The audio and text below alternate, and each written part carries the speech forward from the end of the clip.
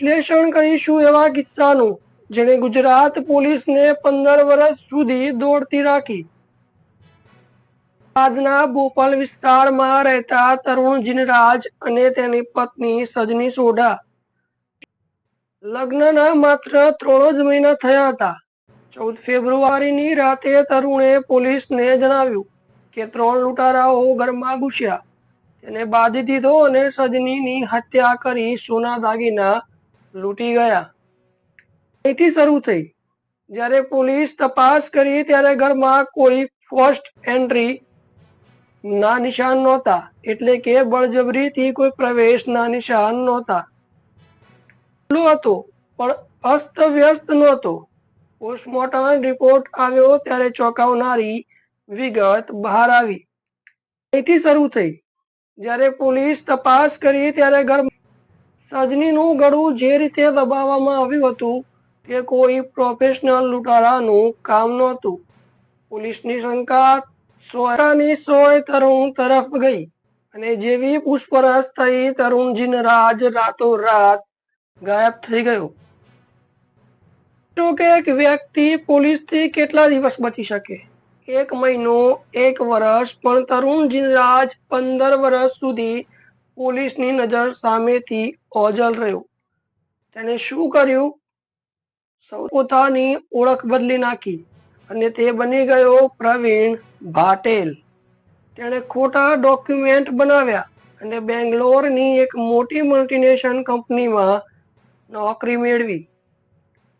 હદ તો ત્યારે થઈ જ્યારે ત્યાં બીજી સ્ત્રી સાથે લગ્ન કર્યા અને તેને 2 બાળકો પણ થયા।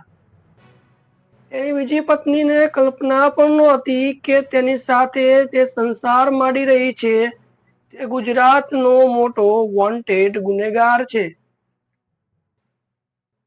ગુનો ગમે તેટલો સાવચેતીથી કર્યો હોય, ગુનેગાર એક ભૂલ તો કરે જ છે। વર્ષ 2018માં અમદાવાદ ક્રાઇમ બ્રાન્ચે આ જૂની ફાઇલ ફરી ખોલી। પોલીસે તરુણના પરિવારના ફોન ટેપ કરવાનું શરૂ કર્યું। 15 વર્ષ પછી પણ તરુણ તેના ભાઈ અને માતા સાથે સંપર્કમાં હતો। એક દિવસે બેંગ્લોરથી ફોન આવ્યો। તેની માતાએ વાતચીત દરમિયાન ભૂલથી તેને તરુણ કહીને સંબોધ્યો। બસ આ જ એ કડી હતી જ્યારે પોલીસે લોકેશન ટ્રેસ કર્યું અને બેંગ્લોર જઈ તેને દબોચી લીધો। 15 વર્ષની એ મહેનત જે તરુણે પોતાની ઓળખ છુપાવવા કરી હતી તે એક જ સેકન્ડમાં ધૂળ બની ગઈ। મેં વાત કરી આ કેસમાં કયા ગુનાઓ બન્યા અને તરુણ પર કઈ કલમો લાગી। કલમ નંબર 302 હત્યા, પત્નીની ઠંડા કલેજે હત્યા કરવા બદલ। કલમ નંબર 201 પુરાવાનો નાશ, લૂંટનું નાટક કરી પોલીસને ગેરમાર્ગે દોરવા બદલ।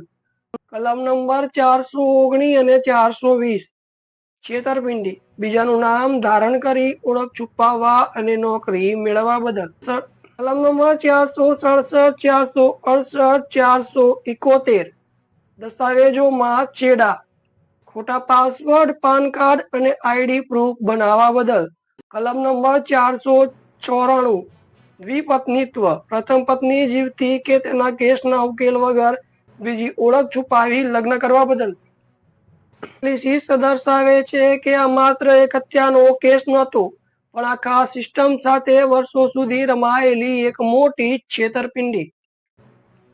સોઢા કેસ આપણને શીખવે છે કે કાયદાના હાથ લાંબા હોય છે।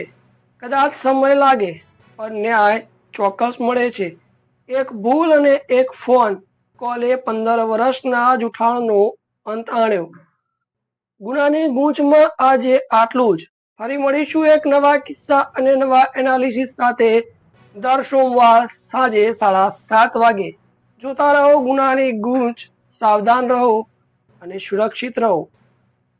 તમે જોઈ રહ્યા છો ડીએમ નેટી ન્યૂઝ, ડિજિટલ ગુજરાત ડિજિટલ ન્યૂઝનું ખાસ એપિસોડ।